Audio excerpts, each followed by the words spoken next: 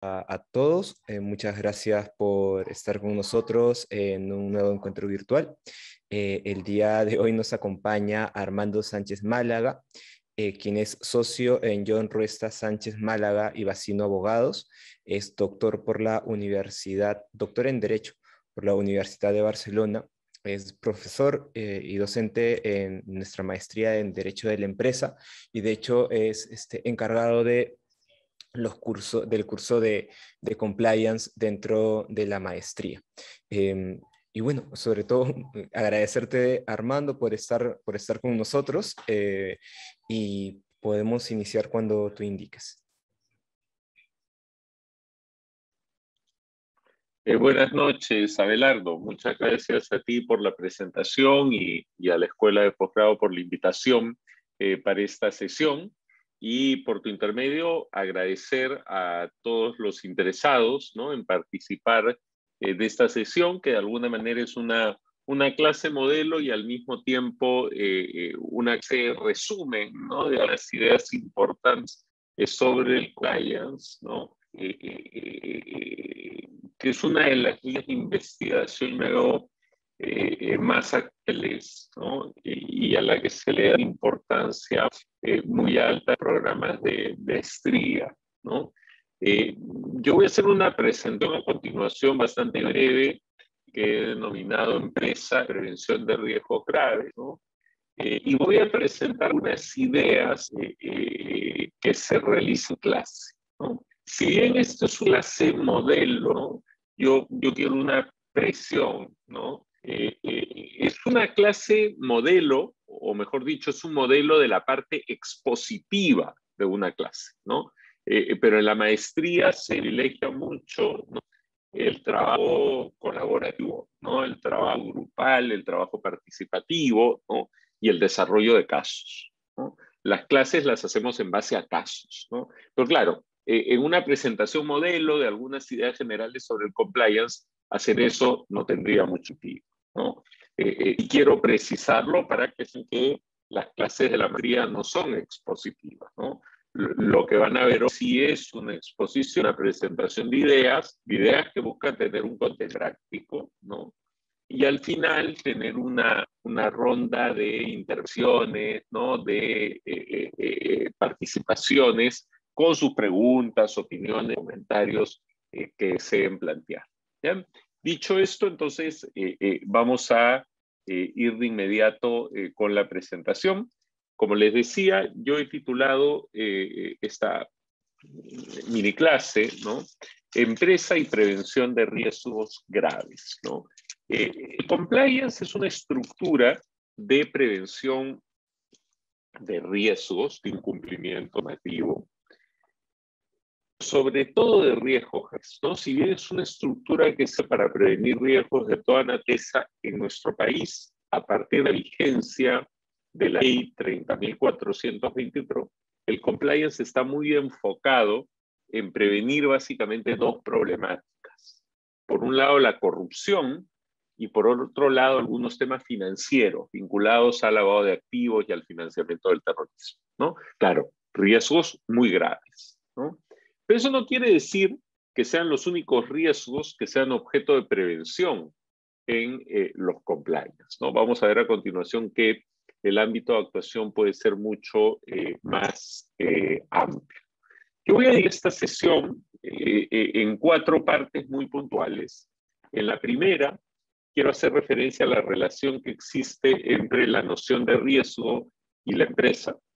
En la segunda, presentar un concepto bastante general, no desarrollar lo que es el compliance, ¿no?, que es un tema tan discutido hoy y tan importante entre las líneas de investigación de la maestría. En tercer lugar, hacer referencia a los elementos del compliance, ¿no? ¿Cuáles son los elementos que conforman esta estructura denominada compliance? Y finalmente, en el cuarto lugar, terminar con una reflexión que creo que es muy importante, ¿no? Y donde está posiblemente el punto de solución de una serie de problemáticas que plantea el compliance, que es por qué se implementan estas estructuras, cuál es su razón de ser, qué es lo que se pretende hacer con su implementación. Bien, entonces, sin más, vamos a desarrollar cada uno de estos temas. El primer riesgo y esa la relación que existe entre riesgo y empresa. Es importante pensar, haciendo referencia a cuáles son las características sustanciales de una empresa, ¿no? No desde la perspectiva únicamente secretaria, tampoco desde la perspectiva de administración y gestión de empresas, sino desde la perspectiva del compliance. Desde la perspectiva del cumplimiento normativo, las características sustanciales de la empresa son dos, ¿no? En primer lugar, nos encontramos frente a una estructura organizada. Me refiero con esto, no necesariamente a que la empresa sea formal y cumpla todos los requisitos que la legislación societaria establece, sino que la empresa, ¿no? Implica distribución de competencias, ¿no? Asignación de roles, cumplimiento de funciones. Y esto a partir de una organización más o menos estructurada, ¿no? De alguna manera construimos, ¿no?, esta estructura para poder lograr una determinada finalidad. Esto implica complejidad, ¿no? Esto implica relación entre múltiples personas, entre múltiples agentes, ¿no? Recurrir a la provisión de servicios de terceros, tener que confiar en terceros, ser utilizado terceros para determinadas actividades. Y todo ese tipo de relación implica siempre riesgo. Y esa es la segunda característica sustancial de la empresa, que es una estructura que es proclive a la generación de riesgo. Como todo contacto entre seres humanos, ¿no? Como contacto en la vida contemporánea, hoy incluso, ¿no?, al estar sentados frente a un monitor, podemos estar enfrentando una situación de riesgo, ¿no? No creo que sea el caso, quizás esta exposición está algo aburrida, ¿no? De todas maneras quieren tener una referencia de la misma, pero al mismo tiempo están buscando alguna otra cosa por internet, ¿no? Y encuentran un producto que les ha interesado comprar, ¿no? Y en este momento lo que hacen es ingresar los datos de su tarjeta de crédito, ¿no?, y comprar ese producto, ¿no?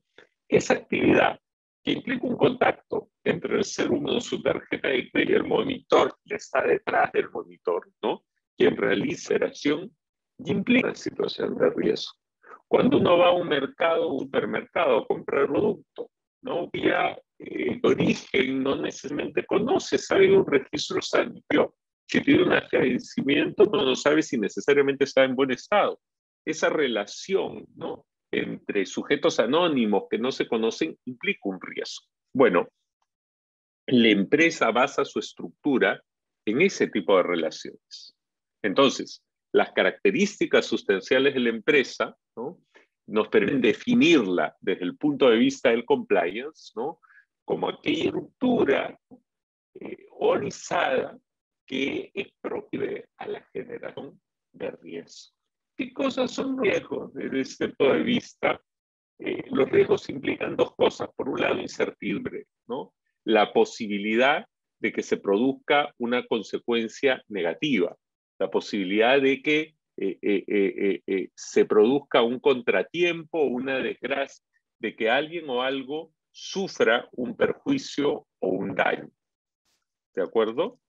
Entonces, si definimos así el riesgo, ¿no?, existen diferentes clases de riesgo en las empresas, ¿no? Los riesgos legales, los riesgos sancionales, los riesgos económicos, los riesgos reputacionales, pero en fin, mira de cuál sea la definición de riesgo, que es algo que por motivo de tiempo no podemos desarrollar aquí, lo desarrollamos mucho detalle en los cursos de maestría, ¿no? Lo cierto es que sí podemos atender a la siguiente premisa, ¿no? Frente a una situación de riesgo, lo que existe es incertidumbre. Y lo que podemos hacer frente a esa incertidumbre es prevenir. No hay otro camino. ¿Podemos evitar los riesgos? No, porque si no, no serían riesgos. Los riesgos implican probabilidad, implican incertidumbre, jamás implican certidumbre. ¿Sabes? Solo podemos opinar, ¿no?, aquello cierto, aquello sobre el cual podemos hacer un juicio de certeza. No podemos eliminar cierto, no lo sabemos, vemos si realmente va a ocurrir, no sabemos cuál es la magnitud en la que se va a presentar, si es que se presenta efectivamente, no sabemos si, cómo lo vamos a presentar, ¿no? Entonces, frente a ello, ¿no?, la única posibilidad es diseñar algunas estrategias que nos permitan prevenir, ¿no? Algo así como que hace la medicina, ¿no? La medicina no está cenada principalmente en curar las enfermedades. Hoy no, hoy no. Lo peor, ¿no? La peor opción médico a la medicina en general es tener que curar una enfermedad, porque quiere decir que ha fracasado en acciones previas de prevención. Lo que busca la medicina es prevenir. Eso es lo que buscan las vacunas, ¿no? Las vacunas lo que buscan es evitar que las personas se enfermen, o si se enferman, que esa enfermedad sea muy grave.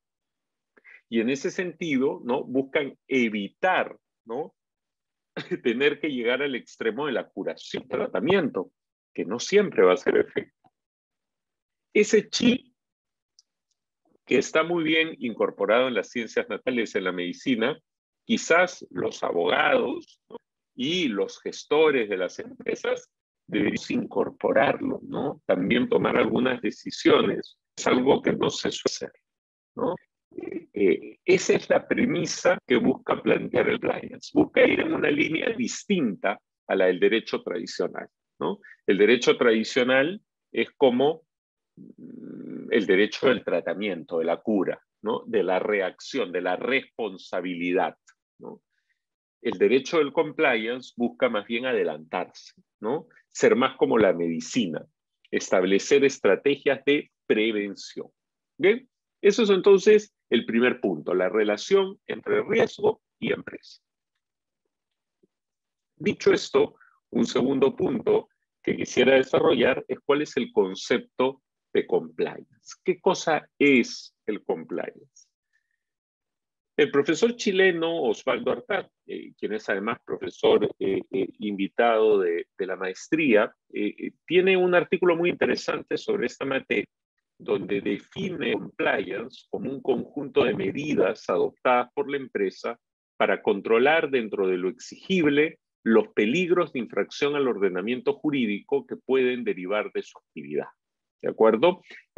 ¿Cuáles son los elementos nucleares de esta definición? El compliance son medidas. El compliance no es una ley, no es una declaración de principios, son medidas que buscan controlar peligros, no buscan reaccionar frente a algo ya acontecido, buscan adelantarse frente a lo que pudiera acontecer. ¿De acuerdo? Eso es un punto importantísimo a tener en cuenta. Y para limitar lo que es el compliance de lo que hacen otras áreas de derecho, ¿no?, es importante decir, y esto puede sorprender, que compliance no es cumplimiento de las normas. Si ustedes quieren ser más precisos, no solo es cumplimiento de las normas. ¿Por qué?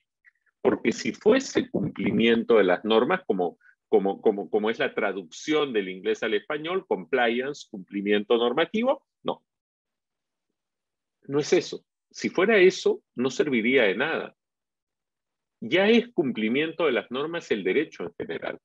¿Para qué existe el derecho civil? El derecho de los contratos, para que sus normas se cumplan. El derecho penal, para que sus normas se cumplan. Y si no se cumplen, hay cárcel. El derecho administrativo, para que sus normas se cumplan. Y si no se cumple, hay multas. El derecho laboral, para que sus normas se cumplan. Y si no se cumplen, hay consecuencias, sanciones en materia laboral.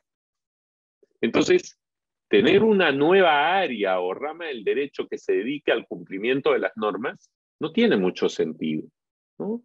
El compliance es algo más que cumplir normas. Involucra además el cumplimiento de estándares, ¿no?, de lo que se denomina el soft law, los estándares ISO, los estándares de calidad, ¿no? Por ejemplo, el ISO 37001 en materia de prevención de la corrupción, el ISO 37301, que fue recién aprobado en mayo de 2021, ¿no? Que establece parámetros para la valoración de riesgos de incumplimiento normativo, no riesgos de non-compliance, dice en términos técnicos, en las corporaciones, ¿no? Que son objeto de especial estudio, ¿no? En cursos de la maestría. Compliance es entonces sobre todo identificación y prevención de riesgos, penales, por supuesto, y de otra naturaleza. Para mí la definición de lo que es el compliance es esta última. Es el establecimiento de mecanismos en la empresa que permiten, primero, identificar, evaluar y luego prevenir determinados riesgos, sobre todo los más graves, los penales, pero también riesgos de otra naturaleza, de infracciones administrativas, de incumplimientos normativos que traigan consecuencias patrimoniales lesivas, incluso de incumplimientos de los códigos de ética o las normas internas, los documentos internos de la empresa. Entonces, eso es compliance. Compliance es antes prevención que cumplimiento o incumplimiento de las normas. ¿Dónde está regulado el compliance en nuestro ordenamiento jurídico? Pues lo está en la ley 30.424.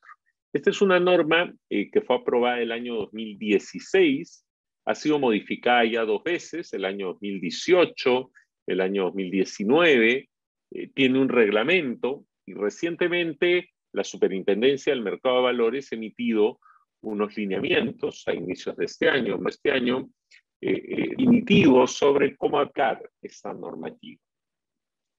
¿Qué cosa? Lo principal, lo central de la ley 3424, primero que establece la responsabilidad penal, dice administrativa, pero ciertamente es penal, de las personas jurídicas por ciertos delitos que cometan sus representantes, sus trabajos en su ejercicio, por favor.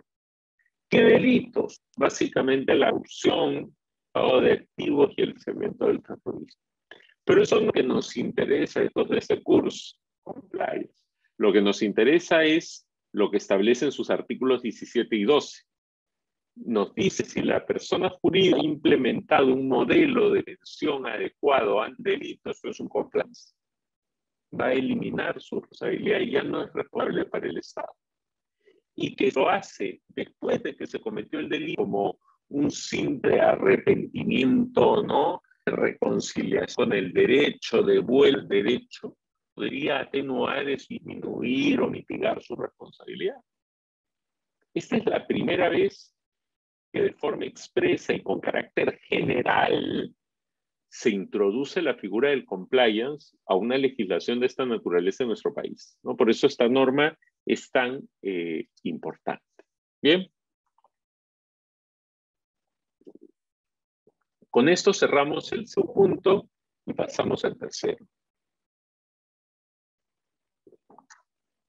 En este tercer punto, ya sabiendo dónde se marca el compliance en esa relación entre empresa y riesgo, sabiendo qué es, ¿no? O cómo se define el compliance y qué dice que sostiene la norma peruana al respecto, creo que podemos profundizar un poco más en cuáles son los elementos del compliance, ¿no?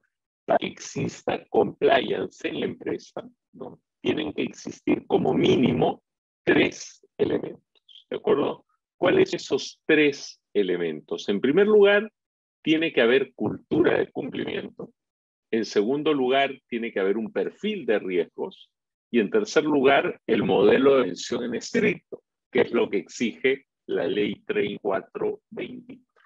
Voy a brevemente algunas ideas sobre en qué consiste cada uno de estos elementos. ¿De acuerdo? Bien, comencemos entonces con la cultura de cumplimiento. ¿Qué cosa es la cultura de cumplimiento? La cultura de cumplimiento suele ser definida como ese compromiso, ¿no?, de la empresa y sobre todo de alta dirección, ¿no?, de cumplir con las normas. Esto es, hay una voluntad de cumplir. Claro, esta es la premisa de cualquier compliance. De nada sirve tener un compliance si no hay una voluntad real de cumplir. Sería lo que en doctrina llama un make-up compliance, un compliance de maquillaje, ¿no? Pero un compliance material, real, es aquel que tiene compromiso de toda la empresa para ser implementado. Y ese compromiso no puede limitarse a un mero discurso, ¿no? Iniciamos el año y hay un discurso motivador del CEO de la compañía. No. Tiene que haber acciones específicas. Primero, que las normas internas sean aplicables a todos, incluidos los directivos. Y segundo, un reflejo financiero. Hay que invertir, ¿no?, en la prevención de riesgos. De lo contrario, no salimos del ámbito discurso. Entonces, la cultura del cumplimiento es la premisa, pero es una premisa que tiene que tener evidencia clara, ¿no? Segundo, el perfil de riesgos. ¿Qué cosa es el perfil de riesgos? No basta con que yo quiera cumplir y no basta con que tenga mecanismos de prevención. ¿Cómo elaboro esos mecanismos de prevención? ¿Sobre la base de qué lo hago? Del perfil de riesgos. El perfil de riesgos implica, en primer lugar, identificar qué riesgos específicos existen en la actividad empresarial. Y claro, identificarlos implica convocar expertos. No es simplemente decir, en una empresa minera hay riesgos de contaminación. Eso lo puede decir cualquiera. Aquí lo importante es establecer qué procesos y subprocesos realiza la compañía. Proceso de explotación minera, subproceso, excavación, ¿no?, de las primeras, de los primeros centros de la superficie. ¿Qué materia utiliza? ¿Qué máquina utiliza? ¿Qué elementos se pone en riesgo? ¿No? ¿Cuál es el entorno? Y hacer un análisis para poder identificar el riesgo específico y luego darle una calificación legal. Al final, ingresamos abogados. Los abogados recién entramos, los recién opinamos. Una vez que se ha identificado ese riesgo, que segura un ingeniero, un especialista en ambientales, ¿no?, y nos calificaremos con la consecuencia legal, ¿no?, ese posible riesgo. Luego de eso hay que evaluar los riesgos. Esto se suele hacer a partir de un mapa de riesgos, ¿no?, de una matriz, ¿no?, en la cual se busca medir la probabilidad de que ese riesgo ocurra y, por otro lado, el impacto que tendría si es que se llega a efectivizar, ¿no? En base a eso, se elige cuáles son los riesgos más relevantes, deben ser evitados, y cuáles son los riesgos residuales, los que pueden ser aceptados, tolerados, ¿no?, admitido la empresa. Y una vez que hemos identificado y evaluado los riesgos, hay que tomar decisiones de cómo accionar, cuál es la acción que vamos a dar, cuál es la acción, actitud, ¿no?, la actitud a tener la empresa frente a ese riesgo, que no necesariamente digo mitigación. No siempre riesgos se eliminan o se reducen. A veces se toleran, a veces se transfieren, a veces se comparten, ¿no? Entonces, hay que ver cuál es la actitud que se toma frente a ese riesgo. Bien, este es el segundo elemento, los perfiles de riesgo.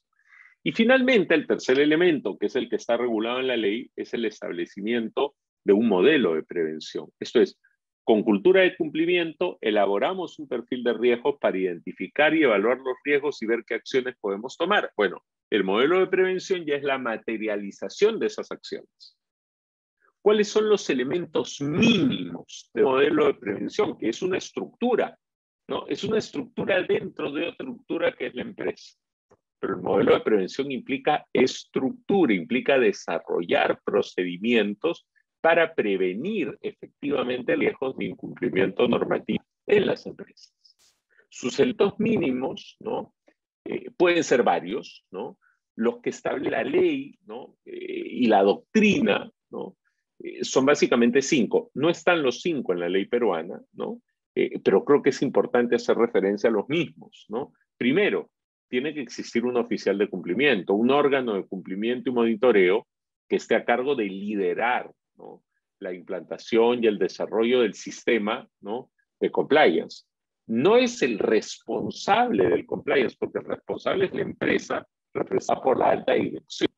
Pero este es el órgano asesor en esta materia, ¿no?, que va a poder organizar los mecanismos de prevención en la empresa.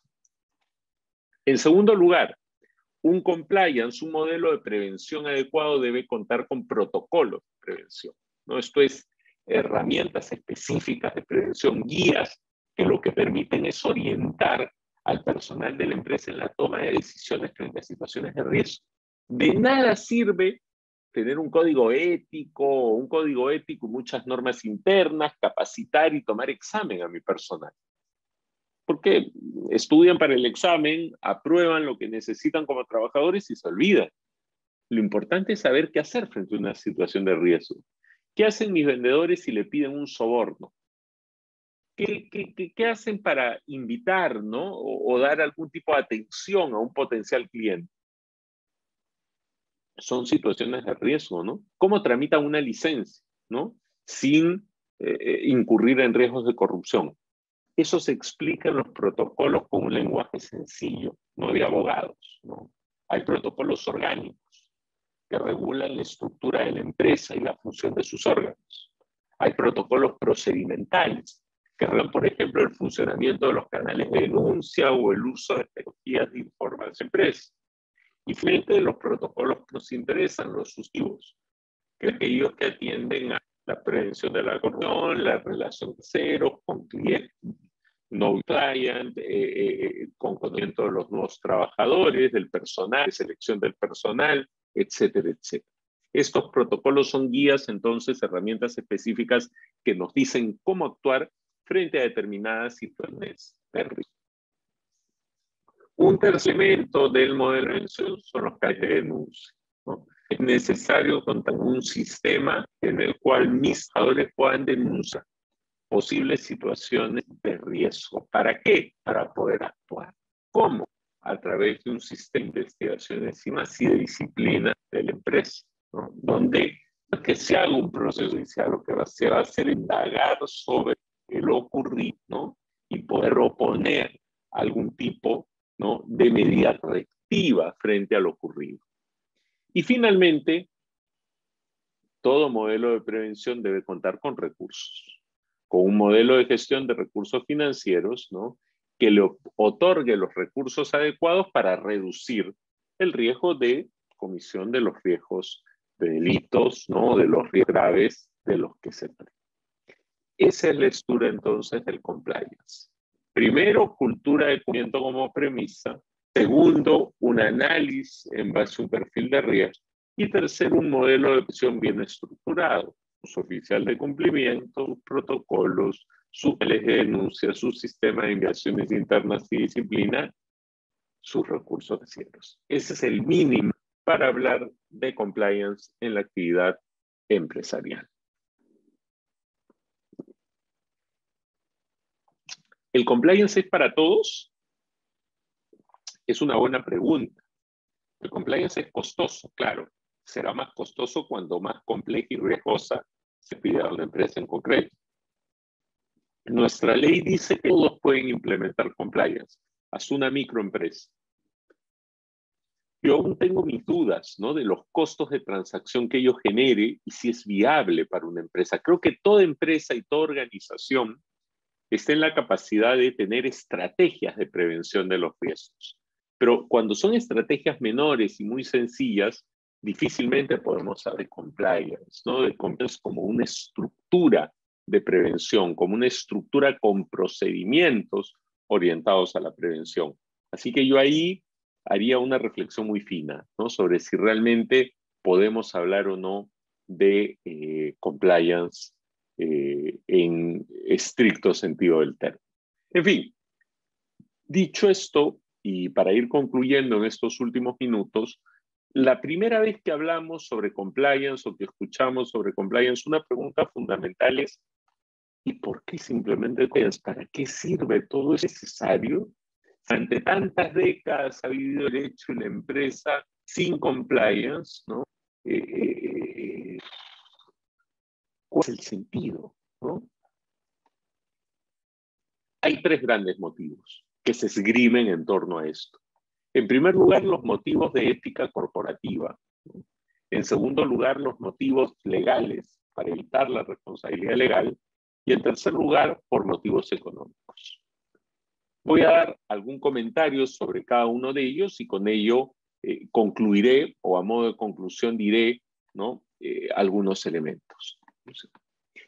En primer lugar, los motivos de ética corporativa, ¿no? Aquí lo que se nos dice es que las empresas adoptan compliance como una expresión de la ética corporativa de la organización y para generar una cultura de cumplimiento de la organización. Eso es, las organizaciones actúan en términos kantianos por un imperativo categórico, ¿no? Y no por un imperativo hipotético, ¿no? Son aquellas que adoptan modelos de compliance. Me resulta difícil, ¿no?, asumir de la letra esas consideraciones, ¿no? Creo que pueden darse en algunos casos y es estupendo que el compliance exista porque realmente hay una voluntad de cumplir, pero lamentablemente en estos tiempos creo que esta es la excepción, ¿no? En segundo lugar, existen los motivos legales y esto es lo que está en nuestro sistema jurídico, ¿no?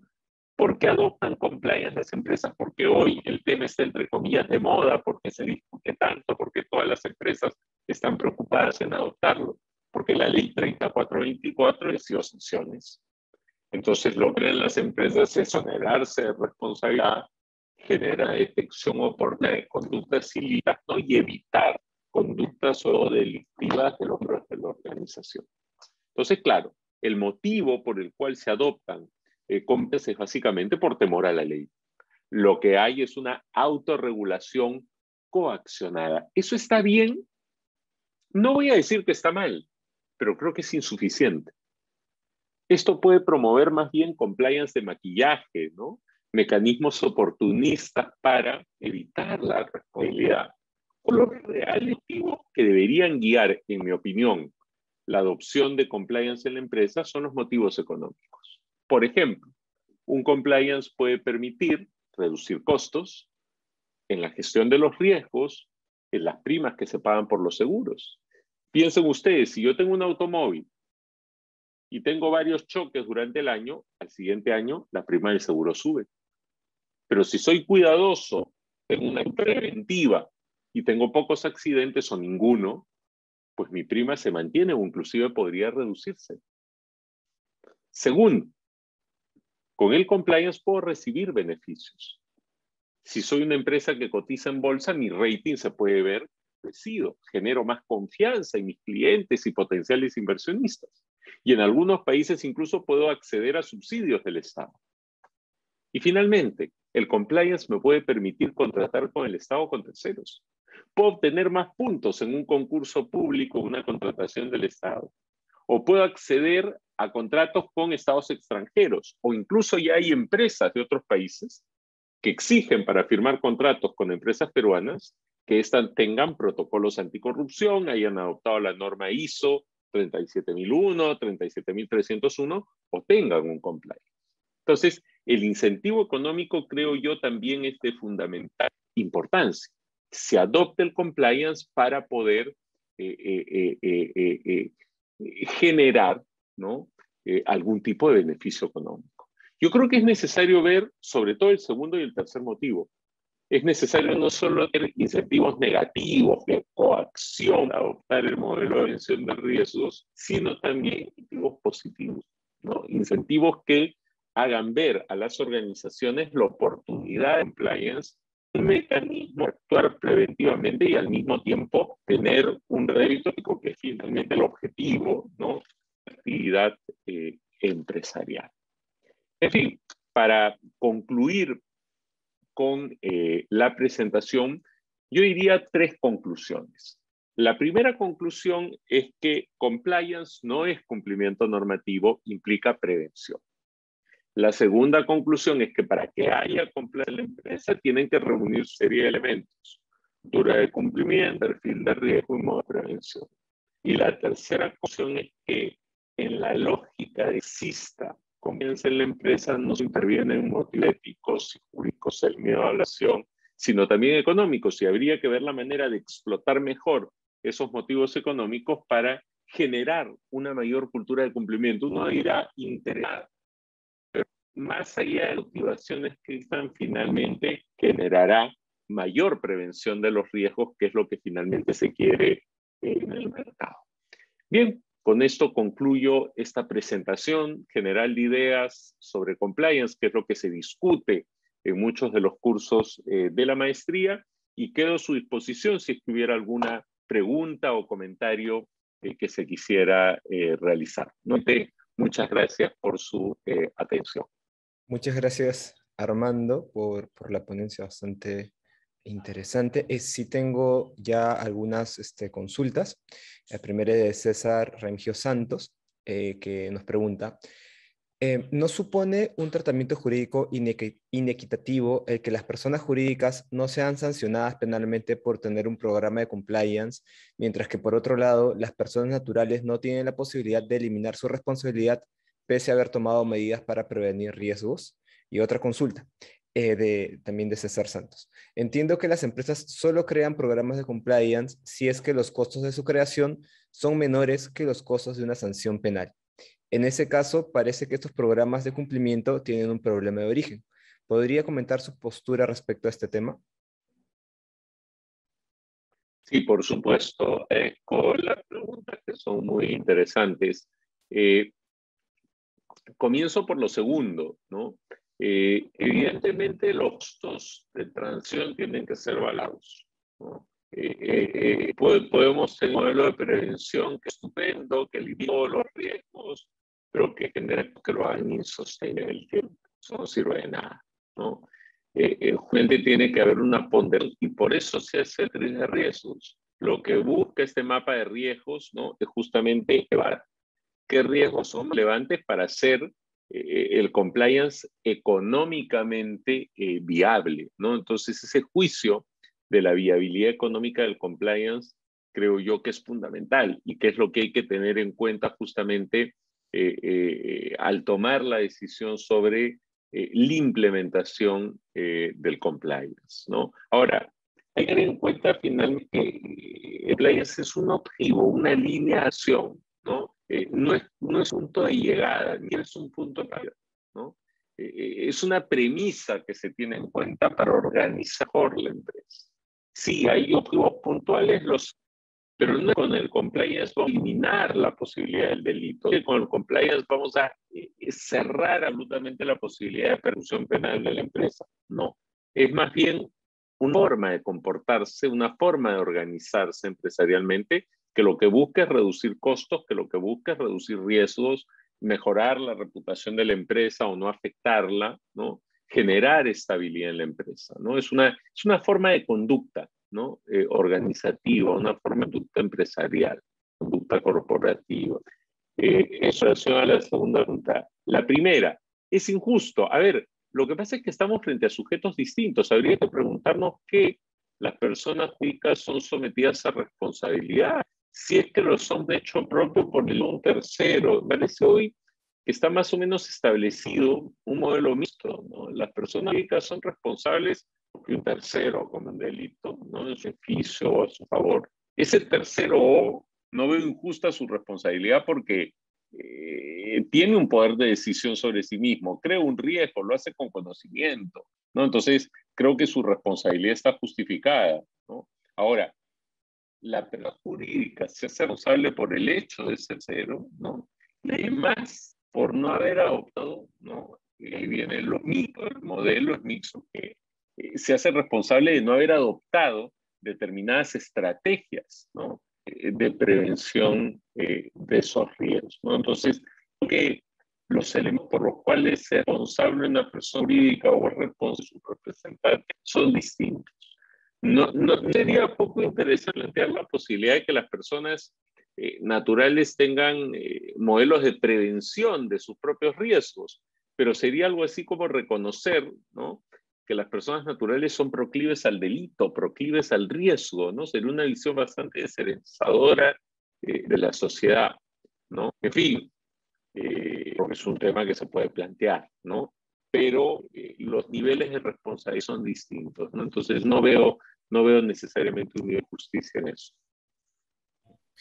Una consulta de Federico Weiss, que es, ¿qué sucede si una empresa Si en una empresa la justicia descubre delitos que el compliance officer no detectó al controlar, ¿se lo incluye como negligente? ¿Le cabe alguna pena?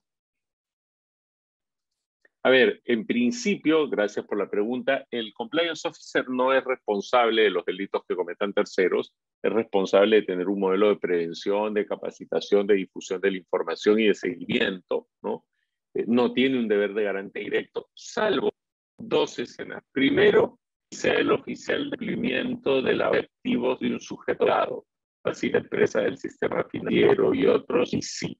Si importa una operación sospechosa, sea por lo o por imprudencia, puede tener responsabilidad penal.